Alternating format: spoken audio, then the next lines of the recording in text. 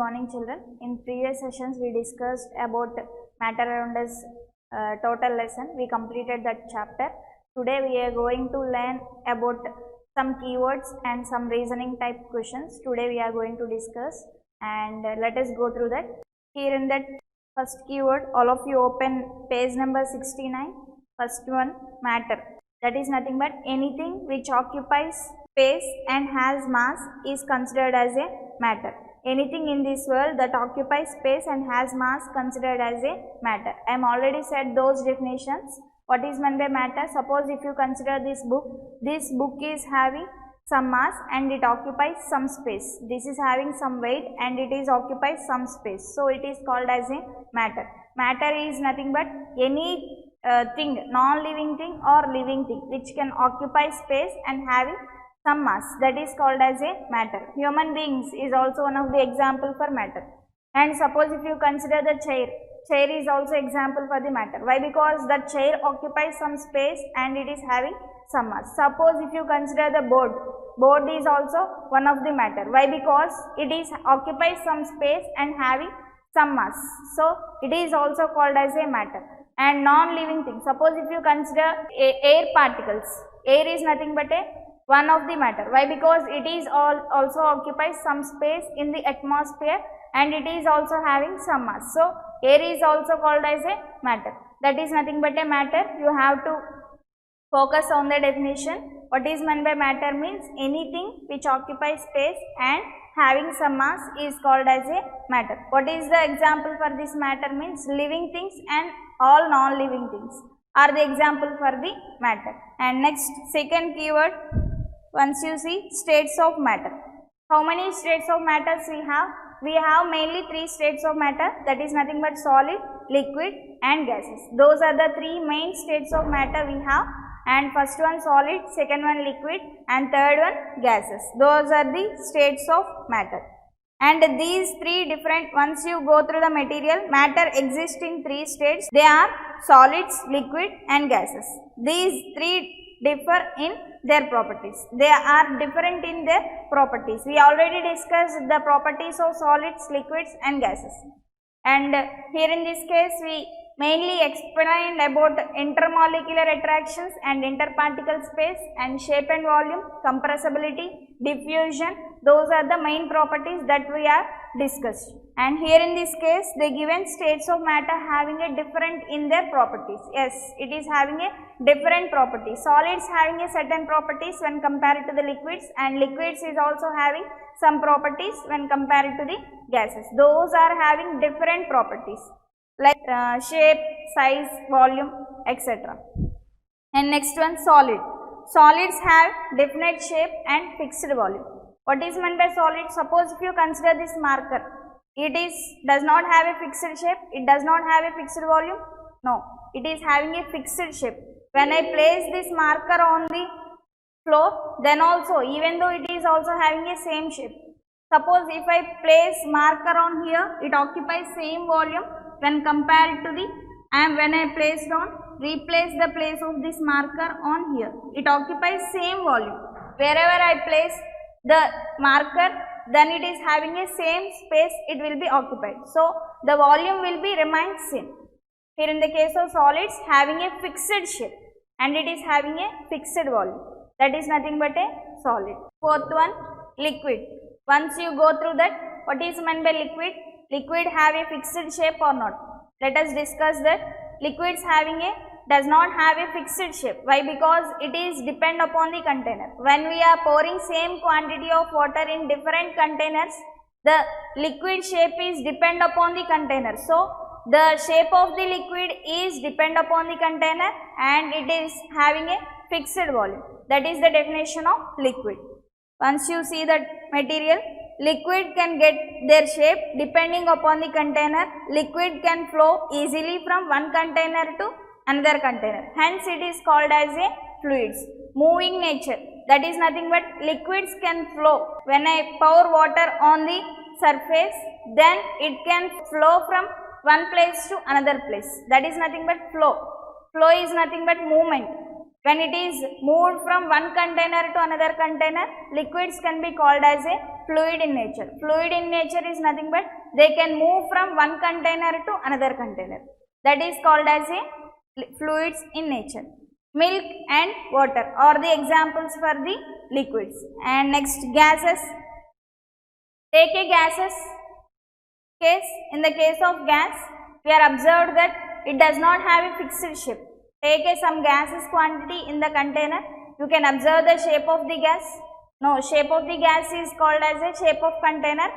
So, gases does not have a fixed shape and it does not have a fixed volume. Why? Because upon by compressing or by applying pressure, the volume of the gases will be changed. So, it does not have a fixed volume. It does not have a fixed shape and does not have a fixed volume. So, that it can be called as gases can neither have a shape and nor have a volume. Air and CNG. What is meant by CNG? CNG is called as a compressed natural gas and it will be used as a fuel for vehicles in cars. And one more example for the gases is LPG. You know that LPG very well, liquefied petroleum gas, that was used as a fuel for cooking food in household purpose. So that LPG is called as a liquefied petroleum gas and CNG is called as a compressed natural gas. Next, particles. Particles is nothing but matter is made up of tiny particles. We know that matter is consisting of small particles that are present in a matter. This matter consisting of small tiny particles and particle is the smallest part of the matter. Particle is the smallest part of the matter. Upon by division of matter, we get a tiny particles. Those tiny particles are called as a atoms. And next one, diffusion. You know that the particles of matter move continuously in nature. Why? Because there is having some interparticle spaces between them. Due to that, the particles can move from one place to another place. And we know that gases are highly diffusible. Why? Because those have large interparticle spaces between them. So, it can capable to move from one place to another place. When compared to the gases, liquids having less diffusible property. Why? Because there is having somewhat tightly packed arrangement when compared to the gases. That's why liquids having less diffusibility when compared to the gases. Gases are having more diffusible in nature. And next, one more important keyword, that is nothing but compressibility. Compressibility is nothing but by taking a large quantity can be compressed into a small cylinders. It is nothing but a Boyle's law. What is meant by Boyle's law? Boyle's law is nothing but at a constant temperature, Boyle's law, we know that at a constant temperature,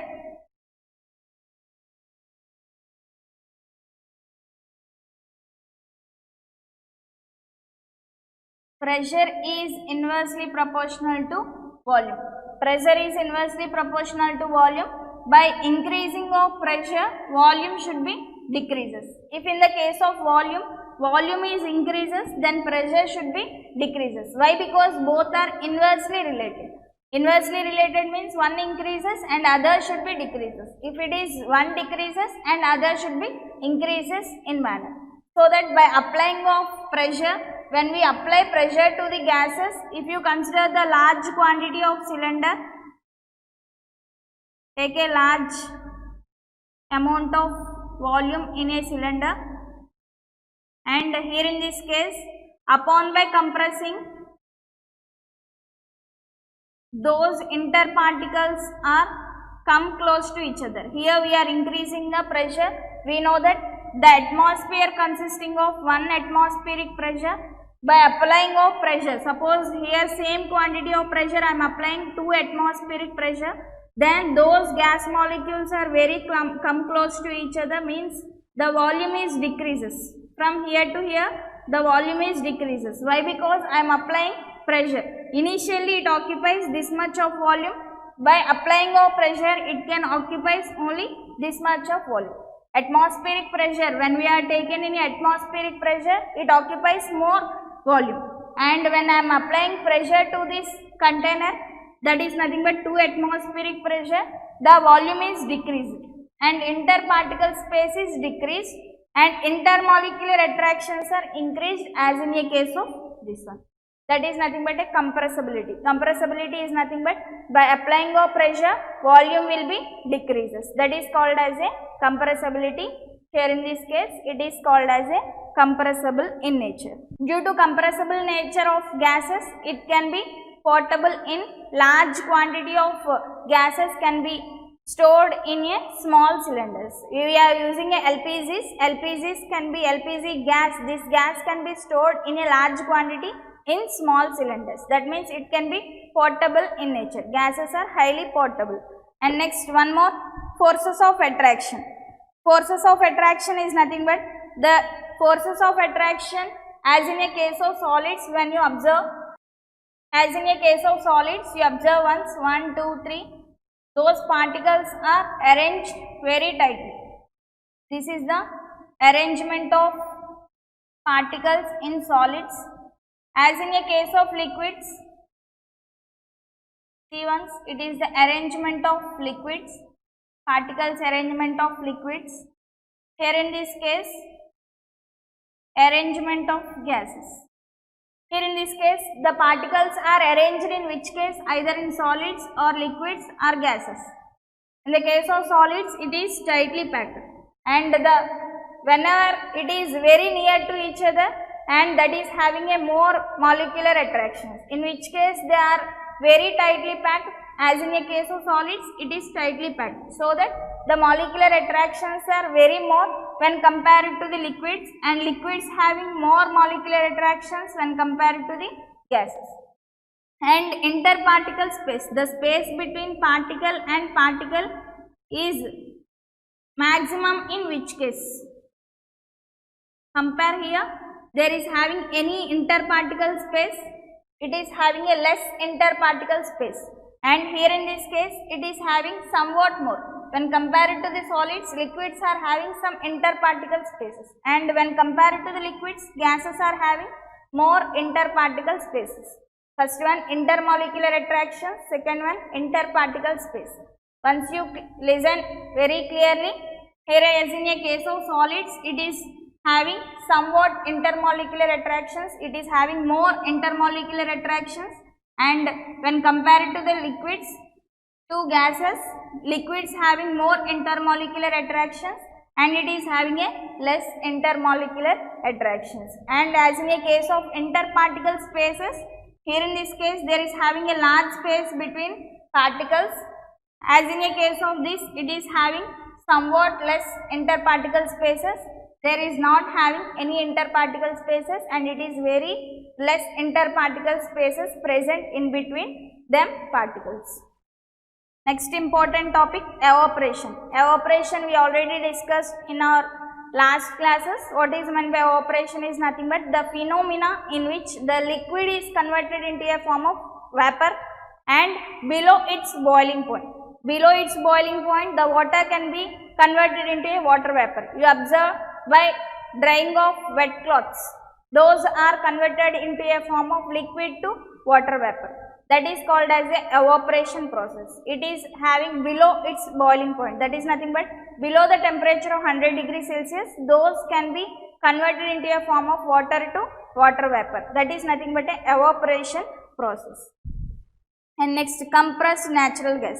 Compressed natural gas have high volume and compressed small cylinders so that they can be used in automobiles. In automobiles, we can use CNG gas by running of vehicles. Fuels can be this fuel can be used as a vehicle running. So, CNG is one of the best fuel and it is eco-friendly in nature. Next one, melting point. What is meant by melting point? We know that the solid ice is equilibrium with liquid water, so that at a particular point, at a certain temperature, the particular point is called as a melting point. What is meant by melting point means at a particular temperature, solid and liquid are in equilibrium state and that state is called as a melting point. Melting point of ice is called as a 0 degrees Celsius. I am already said that as in a case of graph, here it is a solid ice. When we are increasing the temperature to this and it is slowly starts converting, At a particular point, there is a no change in that state. Here in this case, it is consisting of mixture of solid and liquid. At a particular time, there is a no change in this state. Why? Because those all ice cubes should be converted into a form of liquid. Then only it will be rise the temperature. So that here in this case, there is a no change in the temperature. Here in this case, if you apply some temperature to this, here in this case, if you apply temperature to this and it will be starts converting into a liquid. If you start decreasing the temperature from here to here, then the temperature slowly starts towards this side, means temperature is moving towards this side, and at a particular point those solids and liquids are in equilibrium state, and that state is called as a melting point. Melting point is nothing but solids and liquids are in equilibrium at a particular temperature, then that will be called as a melting point. And next, fusion, the process of converting solid to liquid, that process is called as a fusion. Fusion is nothing but when we are converting from solid to liquid, that process, what are the process required to convert to change from solid to liquid, that process is called as a fusion, or it can also be defined as a melting. This can also be defined as a melting. And next, 14th one, the temperature at which liquids start boiling at the atmospheric pressure is known as its boiling point. Boiling point is nothing but the temperature at which the liquid starts boiling at the atmospheric pressure, then the temperature is called as a boiling point. Here means at a specific temperature we are applying some amount of heat energy. At a specific temperature, this liquid starts converting into a form of water vapor at the atmospheric pressure. We know that atmospheric pressure is nothing but 1 atmosphere, and vapor pressure of the liquid is equal to the atmospheric pressure, then that temperature is called as a boiling point. And we know that boiling point of water is equal to 100 degrees Celsius. And next, one more important point, sublimation. What is meant by sublimation? Sublimation is nothing but the process of converting from solid to gas without reaching its liquid state. This solid is directly converted into a form of gaseous, then that will be called as a sublimation. You can observe in the case of camphor used in daily puja, that is nothing but a camphor. Camphor, upon by lightning of that camphor, it will be directly converted into a form of gas. This solid camphor is directly converted into a form of gas without reaching of its liquid, and that is called as a sublimation. And we know that also dry ice. What is meant by dry ice? Solid carbon dioxide is called as a dry ice. If you decrease 1 atmospheric pressure, this solid carbon dioxide is converted into a form of gaseous, means this is also converting from solid to gas. So that is also called as a sublimation process. And next, one more important keyword, latent heat of fusion. What is meant by latent heat of fusion? The amount of heat energy, how much amount of heat energy to required to change from solid to liquid. The process of converting from solid, that is nothing but 1 kg of solid is converting into a form of liquid.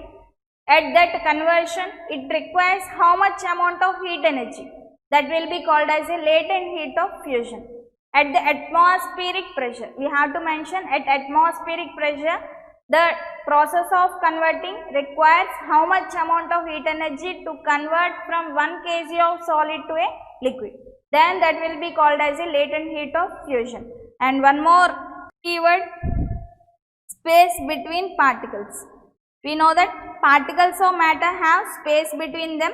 This space is very high in case of gases and intermediate in liquids and very low in solids. As in a case of solids, it is having very less interparticle space, and it is having somewhat more, and gases are having more interparticle spaces. Next one, dissolving. What is meant by dissolving? Solid particles. Suppose if you consider water molecules, this is called as a water molecules, and here in the case of water molecules, we know the arrangement of the particles.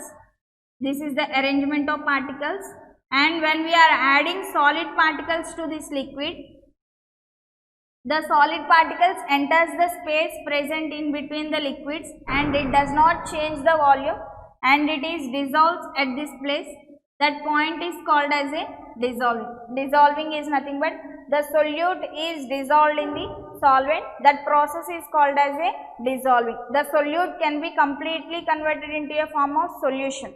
When we are adding solute to the solvent, then it will be formed as a solution, then it will be called as a dissolving. Sugar plus water, that is called as a dissolving.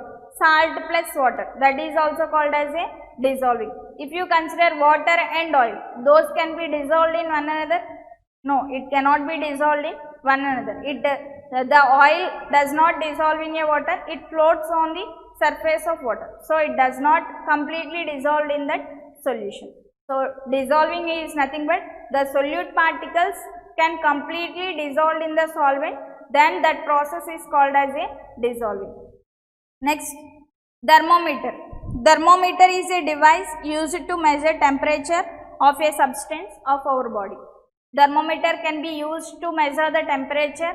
In the thermometer, it is consisting of one liquid form and it is nothing but mercury or alcohol. And next, humidity. Humidity is nothing but the amount of water vapor. In our surroundings, it is consisting of some amount of water vapor, that is nothing but a humidity. Humidity is nothing but the amount of water vapor present in a air, that is called as a humidity. Those are the keywords that was given in your study material. Once you go through that and read well, and this is very important in your examination purpose. So, you have to read once and go through that. And next you have to open page number 75 and see the question number 8. In that you have to see, why do we prefer to sip hot tea with a saucer rather than a cup? Why we have to choose to sip in a saucer rather than a cup? Why we are choosing the saucer rather than a cup? That was the question. If you observe the tea in saucer, once you see, here it is called as a saucer. If you pour some quantity of tea on here and take some quantity of tea in cup, this is called as a cup. In which case it is having more surface area, you have to observe once. Here in this case surface area is nothing but this much, and here in this case it is having some surface area. In which case it is having more surface area means, as in a case of this case, it is having a more surface area when compared to the cup. When compared to the cup, saucer having a more surface area, due to that rate of evaporation is increases. We know that rate of evaporation is depend upon the surface area. If surface area is increases, then rate of evaporation is increases. We know that evaporation is a surface phenomena. Surface phenomena means this liquid starts into a vapor state. The surface area is more, then rate of evaporation is more. As in a case of this, it is having less surface area, so the particles cannot escape more fastly when compared to the saucer. So, in this case, the hot tea becomes as cool faster, so that we want to sip a tea in a saucer rather than a cup. Once you go through the answer, in that they given first point, the surface area of saucer is more than the surface area of cup. And next second point, we know that rate of evaporation is increases with increase of surface area. Rate of evaporation is increases with increasing of surface area, means rate of evaporation is more as in a case of more surface area. And next, hot tea particles can easily escape from saucer rather than a cup. Here in this case, the particles can easily escape when compared to the cup. So, fourth point, once you see, hence hot tea becomes cold easily in a saucer than a cup. If it is escape very easily means it becomes very cold as a very fast. It can become very cold very fast. So that we prefer to sip hot tea with a saucer rather than a cup. That was the given answer. And next, ninth question. When water solidifies to ice, then heat is. Water solidifies into ice. Means water is converting into a form of solid. If you consider solid ice is converting into a form of water, then we have to apply some amount of heat energy. Means this amount of heat energy is absorbed by that substance, then it will be converted into a form of water. If we want to convert from water to solid ice, this water is decreasing the temperature. Upon by decreasing of temperature, this will be converted into a form of solid ice, and this here in this case heat energy is absorbed, here in this case heat energy is liberated. If we decrease the temperature, means the temperature is decreases, means the temperature of the substance will be decreased and it will be converted into a form of water to ice. That is nothing but liberation. Liberation is nothing but releasing some amount of heat energy. Upon the releasing of some amount of heat energy, then that will be substance is converted into a form of water to solid ice. That was the question. Here, by converting of water to solid ice, heat energy is liberated. As in a case of solid to water, then heat energy is absorbed. By absorbing of heat energy, this state is converted from solid to water. By liberating of heat energy, the water will be converted into a form of solid ice. That was the question. And next, convert the following temperature to the Celsius scale. I am already said that what is the relationship between degree Celsius and degree Kelvin.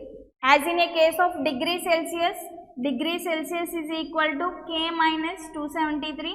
That was the relation. Here in this case, they given 283 Kelvin. Substitute K is equal to 283, then degree Celsius is equal to 283 minus 273, and that will be equal to 10. 10 is nothing but 10 degree Celsius. 283 Kelvin is equal to 10 degree Celsius. And next, one more important question. 570 Kelvin. Convert 570 Kelvin into degree Celsius, and here degree Celsius is equal to K minus 273. Here K value is equal to 570. So substitute that degree Celsius is equal to 570 minus 273. Upon by subtracting, we get 570, 273.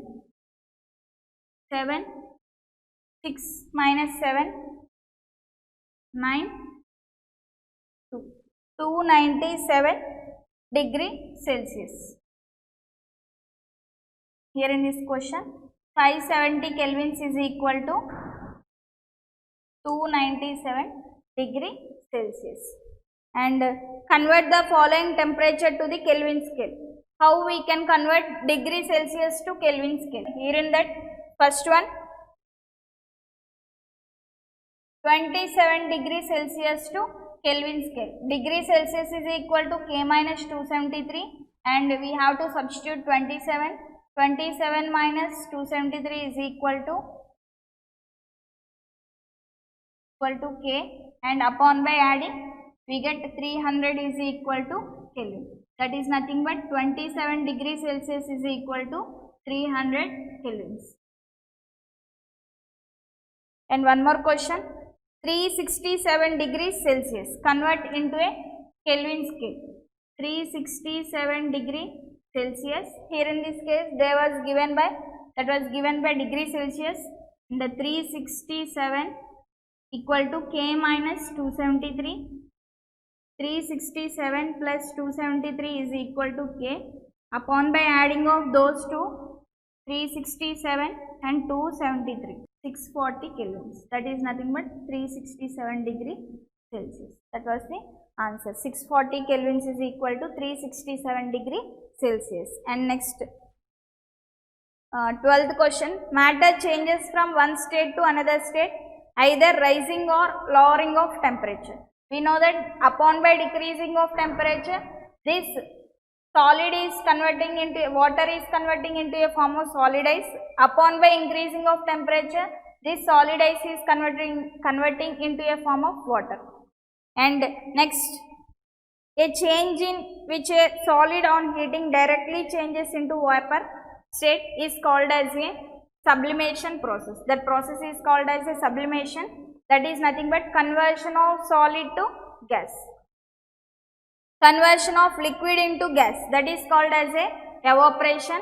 Below its boiling point, then it will be called as a evaporation, and it is equal to the atmospheric pressure, then that will be called as a boiling point. And next, non-compressible, in which case it cannot be compressible, as in a case of solids, or is in a case of liquids, or in a case of gases, in which case it cannot be compressible.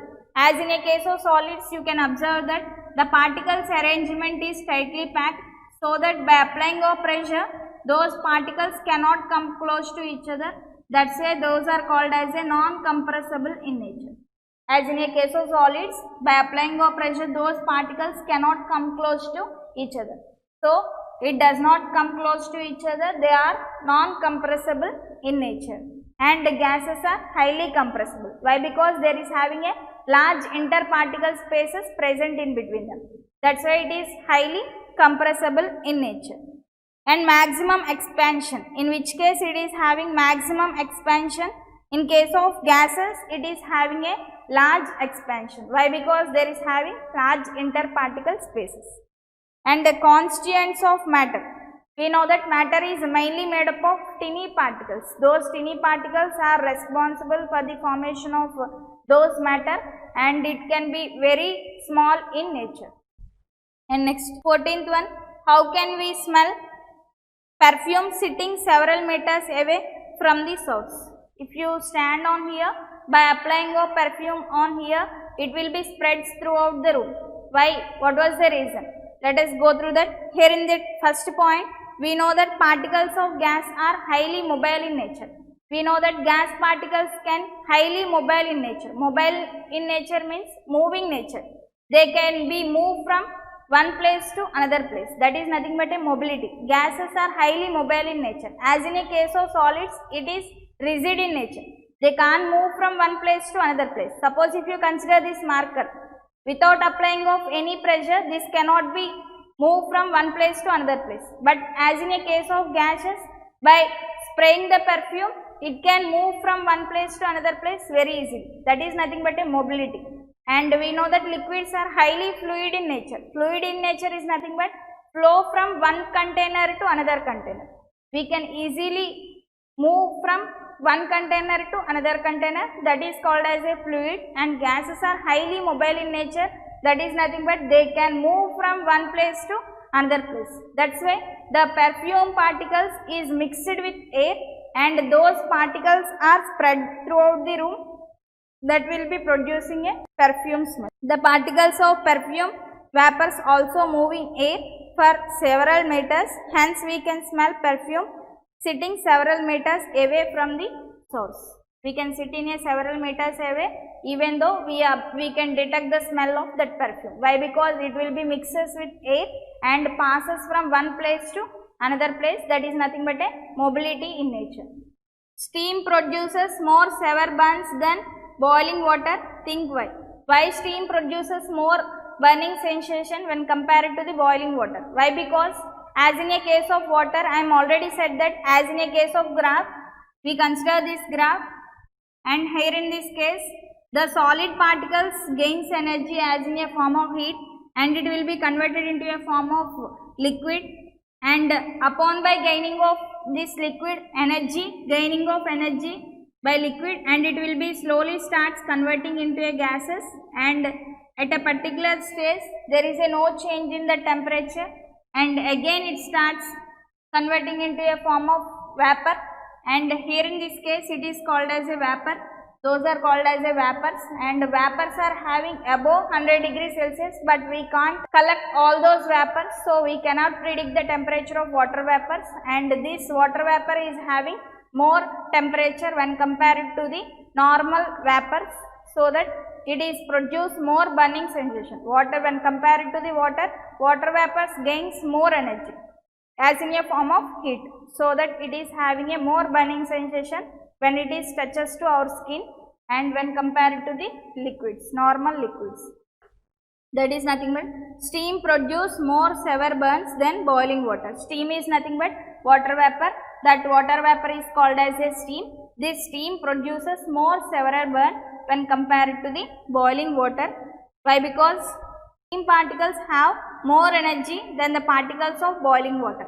As in a case when we compare it to the water, the gaseous gains more energy, gaseous particles gains more energy as in a form of heat. So that the gaining of energy is increases when compared to the gases. Liquids compared to the liquids, gases are gaining more amount of heat energy. So that this is because particles in water vapor have absorbed additional energy in the form of latent heat of vaporization. Latent heat of vaporization is nothing but, what is meant by vaporization? It will be converted from liquid to gas. Latent heat of vaporization is nothing but the amount of heat energy required to change from liquid to gas. That is called as a latent heat of vaporization. Here the gaseous particles are gains additional energy as in a form of heat, that is nothing but latent heat of vaporization, and that is having more amount of energy when compared to the liquid particles. So that the amount of water vapors gaining more energy when compared to the liquid water, so that steam produce more severe burns than boiling water. Next question, how do you appreciate sweating mechanism of human body to control the temperature of the body? We know that we getting a sweat by doing physical exercise or by walking or by running, we get a sweat, and this sweat is in a form of liquid, and this liquid gains energy from our body, and that liquid particles are converted into a form of water vapor, and when the air touches to our body, then we feel it as a cool. In case of pigs, it does not have a sweat glands, that I am already discussed that. How do you appreciate sweating mechanism of human body to control the temperature of the body? In that you have to see first one, when we do some physical exercise or hard work, sweating is observed on the body. We can observe the sweat particles on the body when we are doing an exercise or any other kind of work, and the sweat evaporates from the surface of our body. I am already said that evaporation is nothing but a surface phenomena. As in a case of boiling point, it is a bulk phenomena. Why? Because all particles should be converted into a form of water vapor. All particles should be converted into a form of water to water vapor. So that is nothing but a bulk. Boiling point is a bulk phenomena, and evaporation is nothing but only a surface phenomena. Here in this case, those particles absorbing the heat energy from your body. From our body, the particles gains energy, the liquid particles gains energy, and it will be converted into a form of water vapor. Thus the particles of liquid absorb energy from our body and escapes to the surroundings. Due to this, we feel it as a cool. So that when we getting the air particles touches to the body, then we feel it as a cool. That was the sweating mechanism of human body. So hope you all understand the question and answers and go through the material. I am already said some questions from question number 1 to 7. Now I am discussed from question number 8 to 15 or 17.